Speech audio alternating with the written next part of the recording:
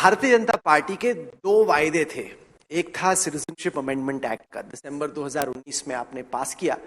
उसके बाद सब पूछ रहे हैं कि ये कब आप इनके रूल्स नोटिफाई करेंगे, कब से इंप्लीमेंट होगा, क्या आप सोच रहे हैं इसके बारे में? देखिए, सीएए देश का कानून है और ये पार्टीशन के बाद जो हिंदू भाई बहन विशेषकर और बाकी 6 धर्मों के जितने भी मतावलंबी पाकिस्तान, बांग्लादेश और अन्य देशों में रह रहे थे, इनके साथ जो धार्मिक प्रताड़ना हुई उसको न्याय करने का एक इंस्ट्रूमेंट है।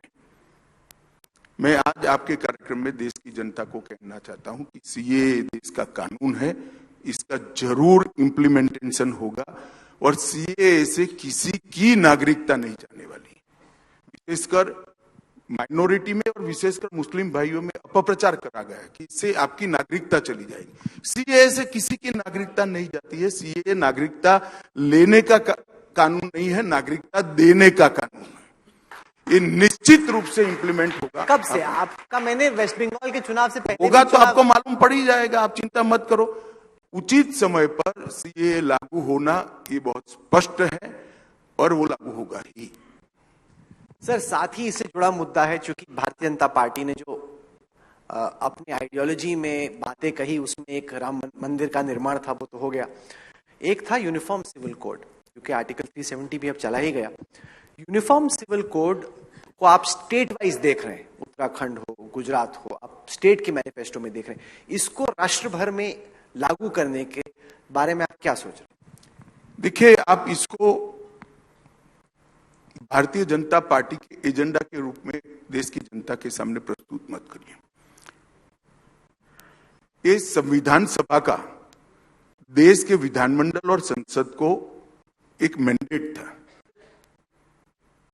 Directive principles of state policy अनुच्छेद 44 में हमारी संविधान सभा ने कुछ ऐसी चीजें रखी थी जो आजादी के तुरंत बाद संविधान सभा जिसको इंप्लीमेंट नहीं कर पाई, तो उसको अनुच्छेद 44 के माध्यम से directive principle of state policy में लिया गया और यूनिफॉर्म सिविल कोड उसमें से एक है।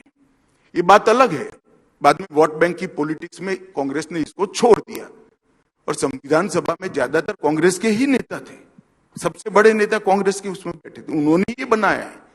परंतु भारतीय जनता पार्टी ने इसको पकड़ कर रखा है, क्योंकि किसी भी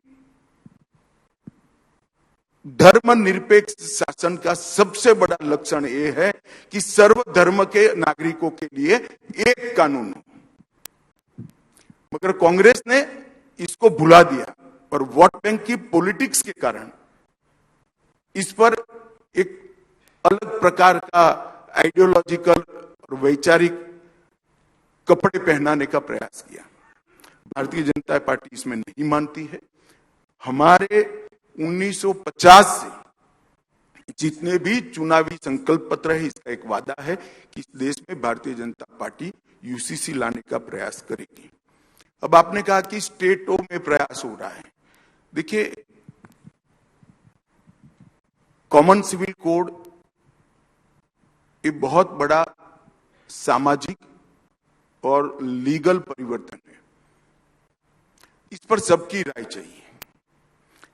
तो 1 राज्य, 2 राज्य, 3 राज्य अगर इसको करते हैं, कमेटियां बनती है, इसकी सुनवाई होती है, सबको लाखों लोगों को मिला जाता है और उसके अभिप्राय आते हैं, इसके आधार पर एक कानून बनता है, इसकी लीगल स्क्रूटिनी भी होगी और उसके बाद में जो मैच्योर चीज होगी वो ऑटोमेटिकली सारा देश स्वीकार करेगा, उसका मुझे भरोसा है।